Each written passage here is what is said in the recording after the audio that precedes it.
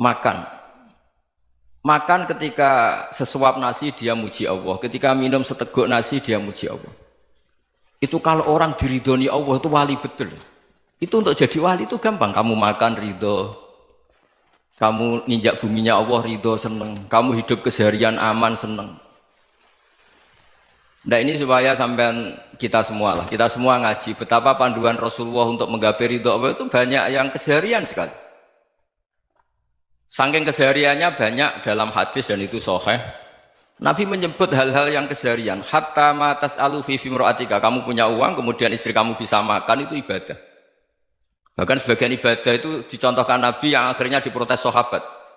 Yaitu wa fi buti ahadikum sedekah. Kamu menggauli istri kamu itu ya sedekah. Sampai sahabat bilang yang benar ya Rasulullah. Ayati ahaduna syahwatahu wa huwa lahu ajrun. Masa urusan biologis, urusan syahwat kemudian dia dapat pahala.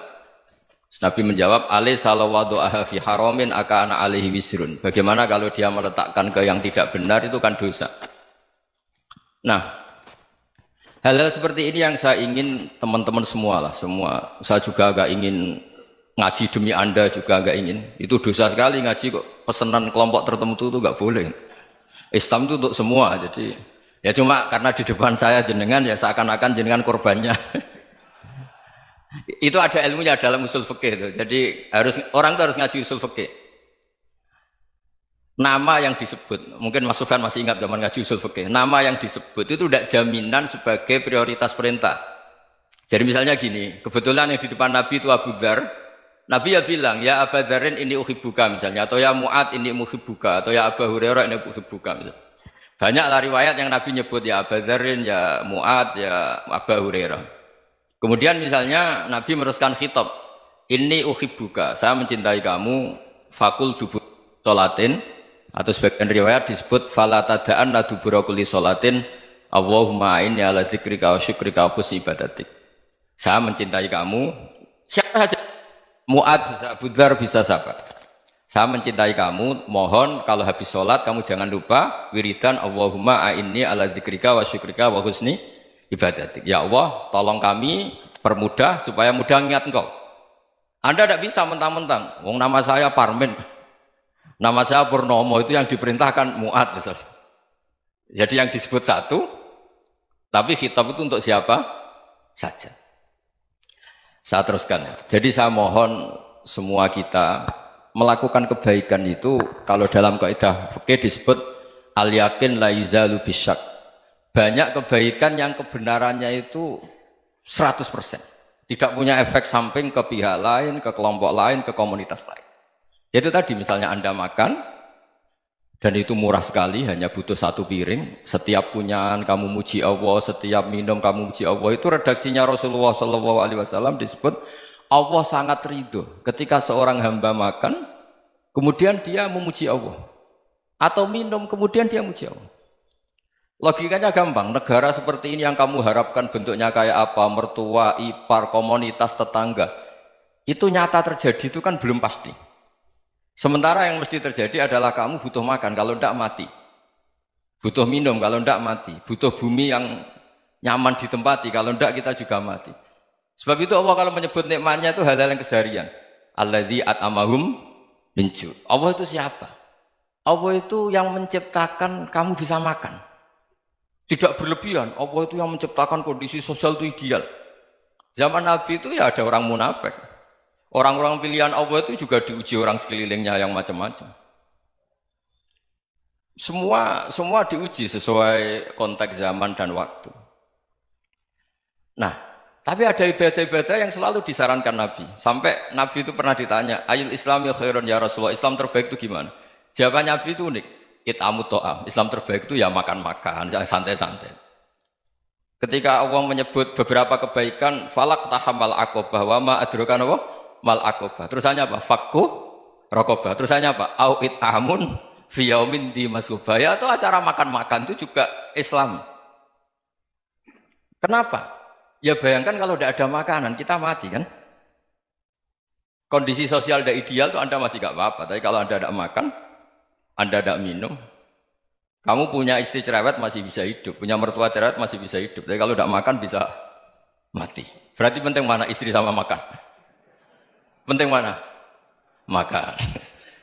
Semoga istri Anda dengar, nanti kamu disuruh makan tapi pulang deh. Itu kalau dibahasakan makan masih memahami. Penting mana nasi satu piring dengan istri. Nggak ada nasi mati, nggak ada istri belum mati. Penting mana? Gak berani jawab kan? Nah, ternyata Anda ada garang kan di depan istri. Jadi saya mohonlah, mungkin Mas Sufyan Sauri tadi yang bisa bantulah. Teman-teman tuh ngaji yang keseharian saja. Karena kita nyari ridha Allah itu berdasar firman Allah. Dan firman Allah itu menyebut keseharian tuh riang, gampang. Yaitu tadi misalnya wa min ayatihi manamukum billaili wan nahar. Termasuk ayat-ayat Allah itu kamu tidur. Maka dulu itu ada guyonan, ada tokoh Mu'tazilah, kelompok dalam Islam yang berpikir manusia itu bisa menentukan ikhtiarnya sendiri. Karena saya bisa duduk, ingin berdiri, berdiri. Karena kelompok ini nggak terima kalau semua kehendak Allah, nanti bagaimana kalau semua kehendak Allah kok ada hisab ya, ada sanksi. Lucunya itu dia akhirnya, ini cerita ya, mencintai seorang perempuan, cantik sekali. Dan itu dia menjadi ahli sunnah itu oleh hal-hal yang sepele. Karena istrinya cantik, ya namanya suami istri itu hubungan intim.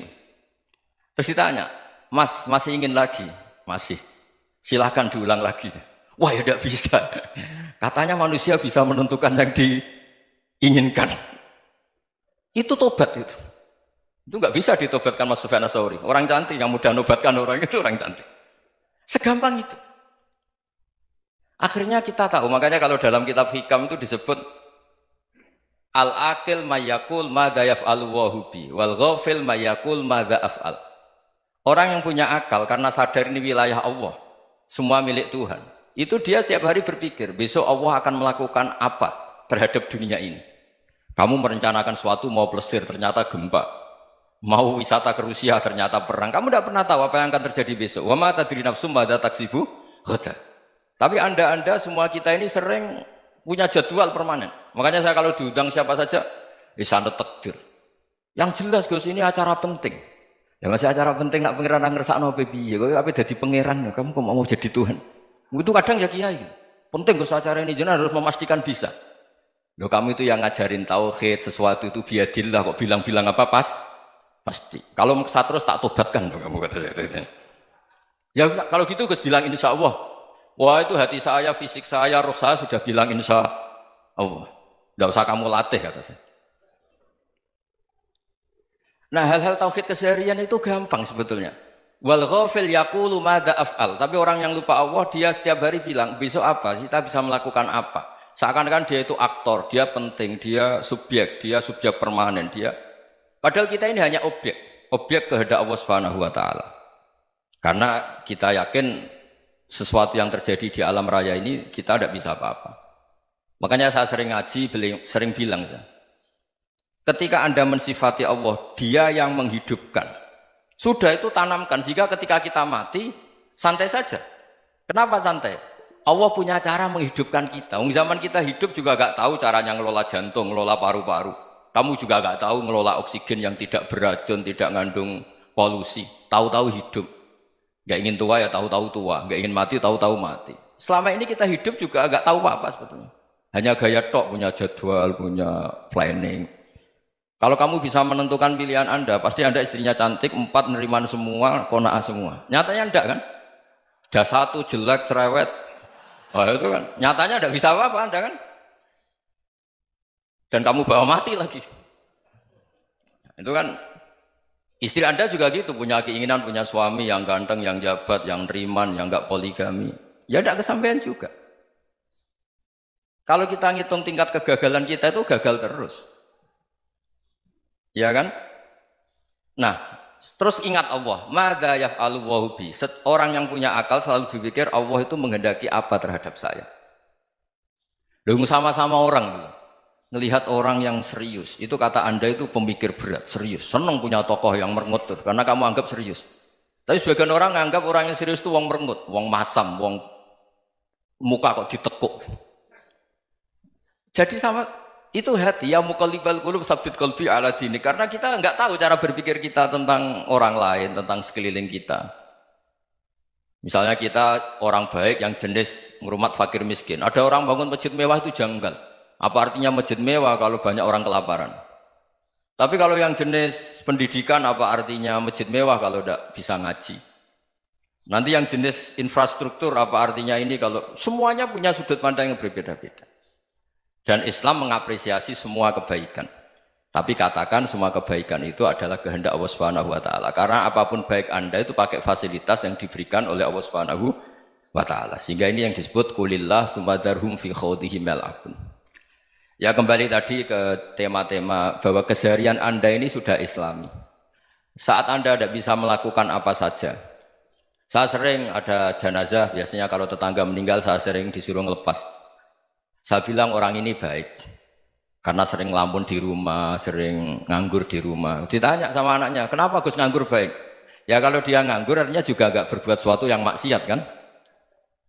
Ya kan? Orang nganggur di rumahnya ya tidak bunuh orang, tidak maling, tidak korupsi, ya namanya nganggur di rumah. Lah cuma istri cara pandang nganggur gak menghasilkan uang itu. Tapi juga gak menghasilkan kriminal kan? Jadi sebenarnya Islam itu makanya kalau sampai ngaji usul fikih itu ada kitab usul fikih namanya Lubul Usul, itu terkenal sekali di pesantren itu. Itu kalau ngapresiasi keseharian itu luar biasa.